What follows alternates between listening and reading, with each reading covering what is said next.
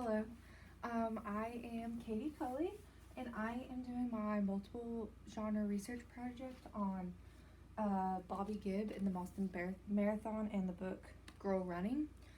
So these are all my artifacts. Unfortunately, my printer ran out of ink before I could print off my essay. So basically, my essay just kind of describes the history of the Boston Marathon, the history of how Bobby G went about running the marathon. And so I really based everything off of this book that was written about her. It is by Annette Bay Pimentel and it is illustrated by Micah Archer. I really enjoyed this book, reading this book. It gave such a interesting time of history, a twist for like early childhood books. There's such interesting illustrations. The wording is just, it explains what she did throughout her whole life of being a nurse, training, watching the Boston Marathon for the first time, what she did to lead up to it. And I really enjoyed this book because I had always heard about the girl who ran the Boston Marathon, but I'd never given it more time to research more of it. So this project really just gave me that opportunity. So for my artifacts, the first one I did was this 20-week marathon training plan. So basically, I don't know how well you can see it, it's glued to this, otherwise I would bring it up to the front of the camera. But it shows it's a countdown a week, so it starts at 20 up here and then goes down to week, like the last week, 1 week left. Race day down here, and it just shows you different things to do while training for a marathon. Within my essay, research paper, all that, I went into further explanation of why you shouldn't run just straight run, 20 miles every day, how you should cross train between running, walking, swimming, biking, whatever, yoga, and how every few days you should be doing like interval training, tempo training. So interval training would be like, I put this in my paper, an example of that would be like 1 miles on the 5 minute, and then in between each 1 mile you would rest and you would like walk half a mile. Tempo training, you can buy like a tempo trainer and it sets the beat for your run, so you can do longer runs that are challenging, but you're not going to get burnt out from it. And you should always have a rest day within your training plan so you don't get like mental fatigue, get burnt out, whatever. And then so there's my 20-week training plan. And then following a training plan, you should be eating healthy. So I added 2 just menu items, or whatever you want to call it, recipes of what runners should be eating while training for a long distance run. So basically, I found this website. The woman who is like the author of the website, there's like multiple recipes on there, but these were just 2 that I chose that personally I thought sounded good. Basically, you're just supposed to have really like high in protein, some carbs, but not a lot, and like high in fats, fruits, vegetables, just a healthy all-around diet to keep your body fueled. And like those certain foods can go into your body to help like muscle recovery, help with muscle fatigue, and all of that long runners need to be fueling their body with. So after I did the menu, like the prep of the marathon, Bobby G explains in the book that she did all of her prep also, and then so she said, it's finally time for me to apply to be in the Boston Marathon.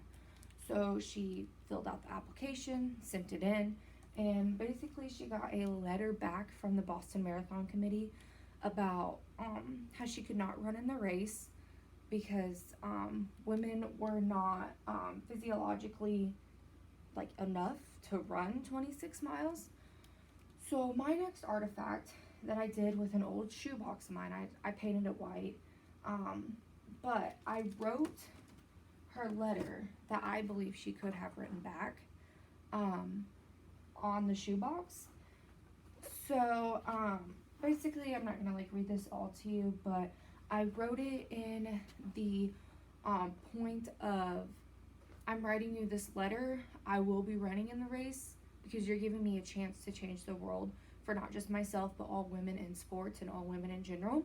And at the end, I said that, I'm going to be mailing this the morning of the race. I will run the race and then you will be getting the letter.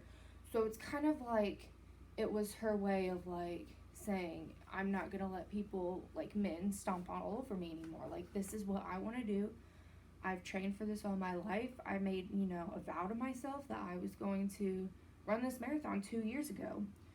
And so basically I ended it with, thank you for giving me the chance of opportunity to face something bigger than myself and for helping me give women the fighting chance we deserve.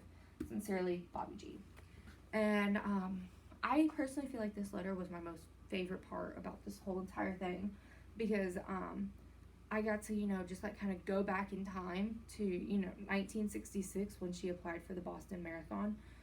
And it really just gave me insight that, like, there's so many faces of women in sports now in 2020, but in 1966, like, it was mainly men faced. And this really just, like, gave me a chance to just, like, put my voice out there too as if I were Bobby G. And I really enjoyed that.